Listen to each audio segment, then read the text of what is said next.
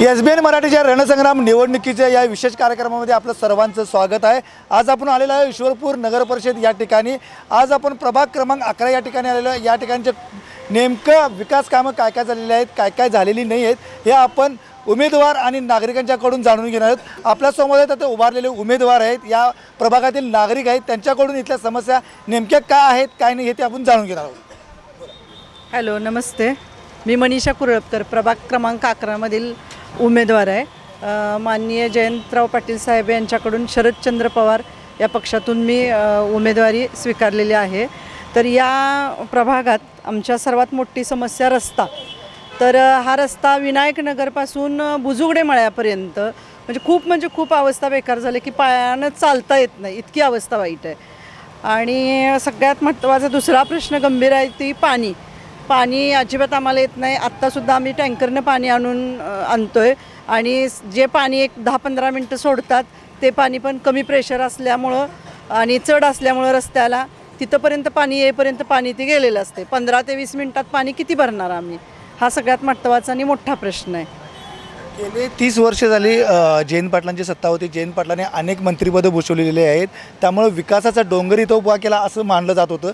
त्यानंतर सत्ताधारी बदलले, भाजपची सत्ता आली, त्यानंतर प्रशासक आलेला आहे। यांच्यामध्ये आणि त्यांच्यात काय फरक जाणवतो आणि काय आपल्याला विकासाचा खूप असल्याचं काय वाटतं का? जयंत पाटील साहेबांच्यामुळं खरं तर इस्लामपूरचा सगळ्यात मोठा विकास झाला आहे। त्याच्यामध्ये शैक्षणिक आहे, आरोग्यविषयक आहे, परत बाकीचं म्हणजे बिझनेसच्या दृष्टीने मोठमोठे प्रोजेक्ट त्यांनी आणले साहेबांनी इथं। त्यामुळे सगळ्यांना समान संधी, समान वागणूक अशी होती। पण ह्या भाजपच्या काळात गेले 5-6 वर्षात नगरपालिकेत जर न्याय मागायला गेलो किंवा काय एखादी अडचण घेऊन गेलो तर तिथं कोणी अधिकारी उपस्थित नसतात आणि तिथं म्हणजे उत्तरं पण नीट मिळत नाहीत आम्हाला। तर आम्ही आता न्याय मागायचा कुणाला, म्हणून तर आम्ही ह्याच्यात आत्ता उतरलेलो आहे। आमचा नवीन चेहरा आहे। मी आणि आमचे सहकारी मित्र जावेद भाई दोन्ही आम्ही नवीन चेहरे आहे। आम्ही समाजसेवेतून आता राजकारणाकडे चाललो आहे का तर हे आम्हाला आमच्या प्रभागाचा विकास करायचा आहे। या अगोदर सत्ताधारी असताना आम्ही जर का नगरपालिकेत गेलो तर कोणतेही कामं होत नाहीत, उडवाउडीची उत्तर देतात असं महिला उमेदवार म्हणतात। आपल्यासोबत आहेत नागरिकसुद्धा आहेत। नागरिकांच्याकडून त्यांच्या नेमक्या समस्या काय आहेत, याच्या अगोदर त्यांना विकास कामं काय वाटत होती, सत्ताधारी असताना त्यांची विकास कामं काय होती आणि नेमक्या त्यांच्या समस्या काय आहेत हे आपण त्यांच्याकडून जाणून घेणार आहोत। नमस्कार। आत्तापर्यंत जे काम झाले ते फक्त जयंत पाटील साहेबांनी केले का तर इथून पाठीमागं 25 वर्षापूर्वीचा हा भाग आणि आत्ता झालेली जी सुधारणा आहे ते फक्त जयंत पाटील साहेबांनी केलेले आहे। रस्त्याचे असून दे, तुमचे स्वच्छतेचे असून दे, तुमच्या पाण्याची 25 वर्षापूर्वी आम्ही दुसऱ्याच्या विहिरीवरून पाणी आणत होतो। आज आम्हाला सकाळी संध्याकाळी 2 टाईम एकदम स्वच्छ आणि चांगल्या प्रकारचं पाणी मिळते।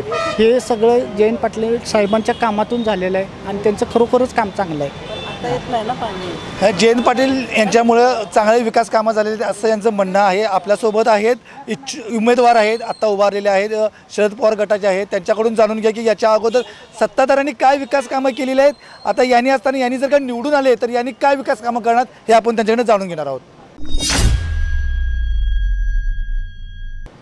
नमस्ते, मी जावेद इनायतुल्ला मोमीन, शरदचंद्र पवार पक्षाकडून उभा राहिलेलो आहे। आमदार जयंतराव पाटील साहेबांनी मला उमेदवारी दिल्या। मी गेले 25-30 वर्ष झाले जवळजवळ साहेबाचा कार्यकर्ता आहे आणि एक साहेबाची जोपर्यंत सत्ता होती तोपर्यंत बरीचशीच कामं, बगीचे म्हणा, तुमचे गाळे म्हणा, दुकान गाळे म्हणा किंवा संकुलन म्हणा, बरेचसे सगळे बगीचे तर इतके खराब झाले आहेत की आमची सत्ता गेल्यापासून 8-9 वर्षात म्हणजे पहिलं केलेल्या साहेबांनी पूर्ण म्हणजे खराब टाकलेलं आहे। तर आता आम्ही वार्डात फिरायला लागलो आहे। साहेबांनी उमेदवारी दिल्यापासून सगळ्यांची समस्या हीच आहे की साहेब यायला पाहिजेत। साहेब आले तरच इस्लामपूरचा विकास आहे, तर नाही तर विकास नाही। तर पाण्याची टाकी एक इथं व्हायला पाहिजे, पाण्याचा एक समस्या आहे सगळ्या नागरिकांची। आणि रस्ते बी झाले आहेत, तरी साहेबांनी बरेचसे त्यांच्या फंडातून, आमदार फंडातून बरेचसेच अंतर्गत रस्ते केलेले आहेत। पण साहेबाचा फंड जोपर्यंत होता तोपर्यंत झालं, बाकीचं नंतर नगरपालिकेने सत्ता दुसरी आली त्यांनी काहीही केलेलं नाही। तर इथून पुढे आम्हाला जे आता जे फिरतो आहे आम्ही नागरिकांची मुलाखत फिरतो आहे तर ते सगळेजण तीच म्हणतात की साहेबच पाहिजेत आम्हाला। आणि तुम्ही आल्यानंतर की जशी पहिले 30 वर्ष साहेबाची जे सत्ता होती त्या हिशोबानं तुम्हालाही काम करायला लागणार। तर आम्ही म्हटलं तेवढ्यासाठीच आम्हाला तुम्ही निवडून द्या, आम्ही साहेबांचेच उमेदवार आहोत आणि साहेबासाठी तुम्ही काम करणार आहोत। तर तुम्ही आम्हाला निवडून दिलं तर वार्डाचा कायापालट करायला आम्ही तयार आहोत साहेबाच्या नेतृत्वाखाली. जयंत पाटील असताना विकासभूमी अशी कामं झालेली आहेत, पण सत्ताधारी असताना विकासाला खोब असल्याचं त्यांनी सांगितलं. काही महिला आहेत आपल्याकडून, त्यांच्याकडून जाणून घ्या की कशा पद्धतीने त्यांना विकास हवा आणि विकास सत्ताधारी असताना झालेला आहे का नाही ते. नमस्ते. आमच्याकडे एक समस्या म्हणजे खूप मोठी म्हणजे एक पाणीची आहे. पाणी येते पण फोर्सने येत नाही आहे. दोनदा पाणी असते पण फोर्स नाही, काय नाही. पाणीची खूप मोठी समस्या आहे जी आम्हाला कायमस्वरूपी म्हणजे करून द्यावी अशी आमची अपेक्षा आहे. आणि एक रस्ता एक खूप वाईट झालेला आहे, त्यामुळे आम्हाला खूप त्रास होतो आहे. रस्ता एक व्यवस्थित आमची अशी इच्छा आहे. आणि आम्हाला एक ह्या आमच्या भागामध्ये एखादा गार्डन पाहिजे, पाण्याची टाकी पाहिजे अशी आमची इच्छा आहे. आणि आमचा विकास होईल ते आमच्या भागाच्या असं आमची इच्छा आहे. आणि आम्ही त्यामुळे जरासा त्यांना सहभाग करतो, कारण आम्हाला जयंत पाटील साहेबांना त्यांच्याशी आम्हाला जरा उम्मीद आहे की ती आमच्या वार्डाची जरा म्हणजे तरक्की करूया. तर आम्ही त्यामुळे त्यांचा पाठिंबा आहे. नागरिकांच्या समस्या भरपूर आहेत, पण जयंत पाटील साहेबांच्याकडून भरपूर अपेक्षा आहेत. जर का सत्ता आली तर ती अपेक्षा पूर्ण होतील असं महिला नागरिक म्हणतात. आणखीन काही नागरिक आहेत महिला, त्यांच्याकडून जाणून घ्या आपण त्यांना काय गरज आहे ती. आता आम्ही इथं वार्डात फिरतो ना, तर सगळेजण पाणी पाणी एवढं करतात की आम्हाला इस्लामपुरात असून असं जतमध्ये असल्यासारखं वाटायला लागले की पाणी नाही असं कधी झालेलं नव्हतं. पण आता हे 6-7 वर्षात सगळेजण पाणी पाणी एवढं करायला लागले. तर पाण्याची खूप समस्या आहे.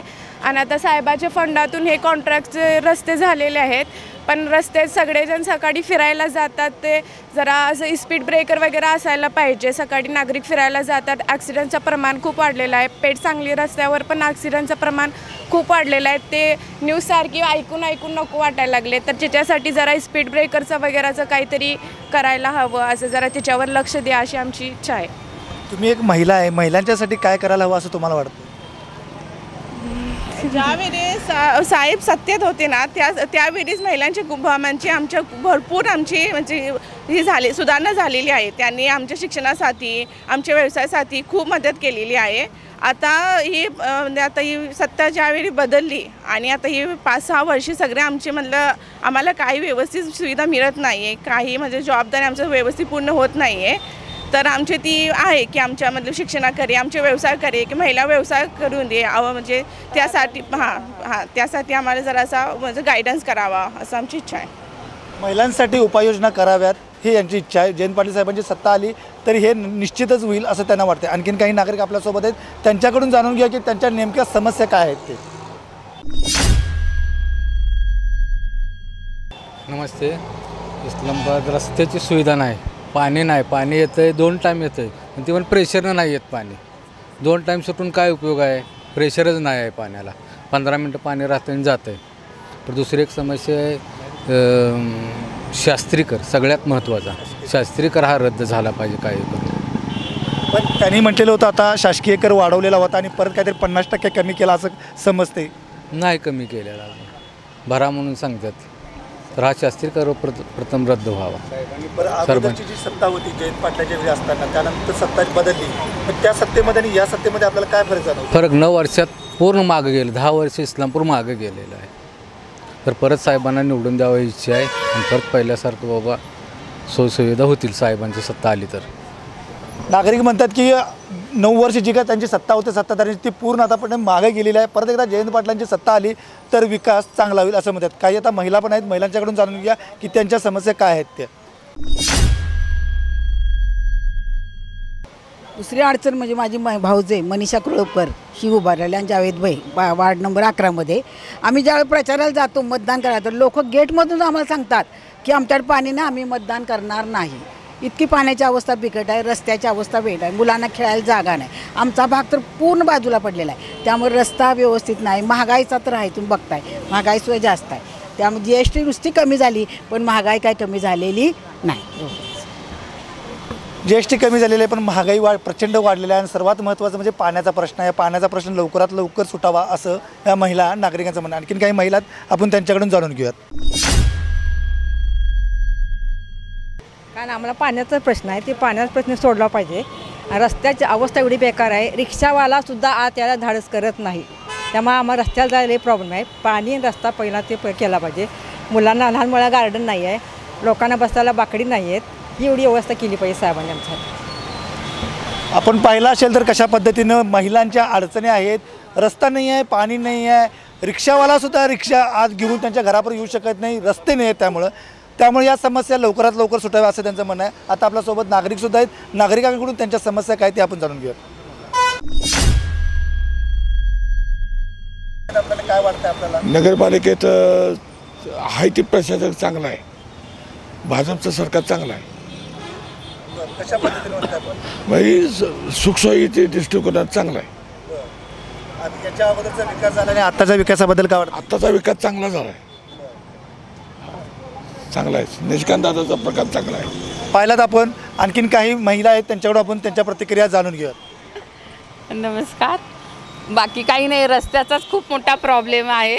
रस्ता व्यवस्थित करून द्या, डांबरीकरण जरा. आम्हाला रस्त्याने चालता पण येत नाही व्यवस्थित. त्यामुळं माझी जाऊ मनीषा कुरळपकर आणि जावेदबाई यांना प्रचंड बहुमताने निवडून द्या. ते सगळं कामं व्यवस्थित करतील. त्याबद्दल मी TV9चे आभारी. आपण पाहिलं आहेत की महिलांच्या अपेक्षा काय आहेत, काय बोलतात ते काय नाहीत. आता आपल्याकडं उमेदवार आहेत, उमेदवारांच्याकडे जाणून घेऊया की नेमकं ते विकास कशा पद्धतीने करण्यात. आपण गेले 30 वर्ष जयंत पाटलांनी सगळं केलेलं आहे. इथं आता मगाचपासून मी ऐकतोय की बोलतोय त्यांच्या समस्या. सगळ्यात महत्त्वाचा प्रश्न आहे इथं पाण्याचा प्रश्न सगळ्यात महत्त्वाचा आहे. तुमच्या इथंच नाही की इस्लामपूरमध्ये सगळ्यात महत्त्वाचा प्रश्न आहे पाण्याचा आहे. प्रभाग 9मध्ये आम्ही ज्यावेळी तिथं गेलो, त्यांच्या नागरिकांच्या विचारलं प्रश्न, तर त्यावेळी त्यांनी सांगितलं की बाबा 200 ते 250 लोकांना तिथं चाव्याच दिलेल्या नाही आहेत, पाणीच नाही. म्हणजे त्यांना, कारण सगळ्यात महत्त्वाचा आपला प्रश्न असतो, मूलभूत प्रश्न जो असतो तो पाण्याचा प्रश्न असतो. त्यामुळे पाणी नसल्यामुळे जीवन हे अडचणीचं आहे. त्यामुळं महत्त्वाचं मूलभूत पाणी आहे. मग त्यामुळे तुम्ही त्या दृष्टिकोनातून कसं बघताय आणि तुम्ही जर निवडून आला तर काय करणार उपाय? परवा आमची मीटिंग झाली, त्यावेळेस साहेबांनी स्वतःहून सांगितले की आपण आता 9 वर्षे आपली सत्ता नव्हती, 9 वर्षात बरेचसेच काही समस्या आहेत, तुम्ही जनतेकडून ऐकून घ्या आणि पूर्ण व्यवस्थित लिहून घ्या. आपण इथून पुढे त्यांच्या काही समस्या असून दे आपण सोडवण्याचा प्रयत्न करू. त्यात ते आता पहिला महत्त्वाचा मुद्दा म्हणजे पाण्याची टाकी एक व्हायला पाहिजे. इथं पाण्याची टाकी व्हायला पाहिजे आणि शास्त्रीकरचा एक गुंटेवारी असल्यामुळं लोक जी नवीन इथं आमचा जादा भाग गुंटेवारीत येतो, मग आमचा प्रभाग गुंटेवारीत येतो. नवीन बांधकामं बरेचशी झालेले आहे आणि नवीन बांधकाम झालं आहे की ते शास्त्रीकर लावतात, म्हणजे घरपट्टी आहे ती आहे आणि एक्स्ट्रा शास्त्रीकर लावतात.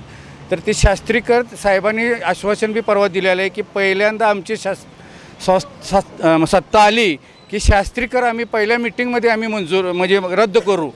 तर पाण्याची टाकी एक पूर्ण करू, पहिल्यांदा शास्त्रीकर माफ करू आणि गुंटेवारी जी लोकांची जी त्रास होते बांधकामाचा ते बी आम्ही निर्णय साहेबांच्या पुढे मांडून सोडवण्याचा प्रयत्न करू.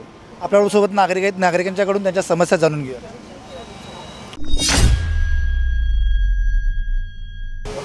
मी नागरिक आहे इस्लामपूरमधला आणि आमची समस्या ही आहे की पाणीपट्टी पूर्वी आम्हाला दर 6 महिन्याला 900 रुपयाच्या दरम्यान येत होती. आता तीच पाणीपट्टी 1590 रुपये येत आहे.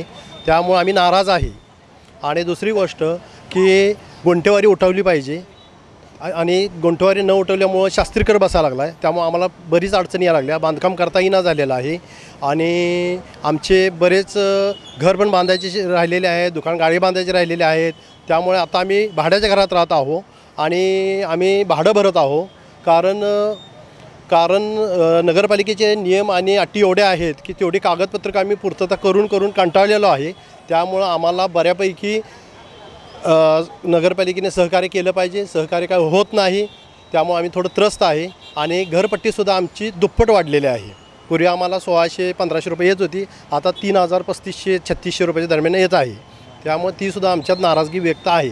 लाईट बिलातसुद्धा तसंच झालेलं आहे. लाईट बिल पूर्वी आम्हाला घरात 400-500 रुपये येत होता, आज 1200 रुपये 1400 रुपये येत आहे. तर त्यामुळं पण आम्ही नाराज आहे.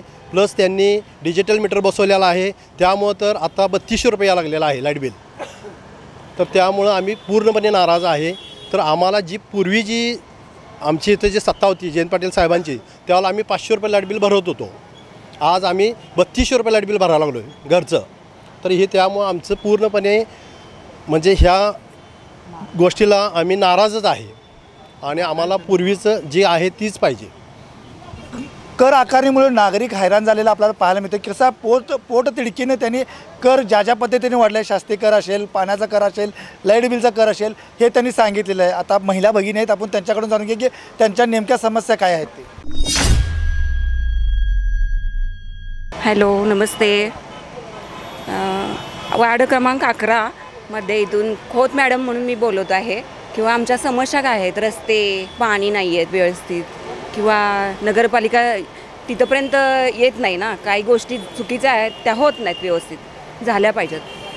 आम्हाला काही मत द्यायचंच आहे सर्वांना, कोणी असू दे उभा, पण त्यांच्यासाठी मत द्यायला आम्ही सज्जम आहे सगळेजण. पण त्या गोष्टी झाल्या पाहिजेत. कशासाठी? कारण महिला सर्व लोक ऑफिसला गेल्यानंतर घरी कोण नसतं आहे ना. मग ह्या गोष्टी आम्ही प्रत्येक वेळेस नगरपालिकेत जाऊ शकतो आहे का? नाही ना. मग ह्या गोष्टी नगरपालिकेचं काम आहे येणं. आणि घरपट्टी वगैरे आकारणी जास्त आहे आमची, या गोष्टी नाही पाहिजेत ना. ती आता सरांनी सांगितलं तिथं, एवढंच बोलायचं आहे. मस्त. काही नागरिक आहेत, नागरिकांच्या मग समस्या आपण जाणून घेऊया.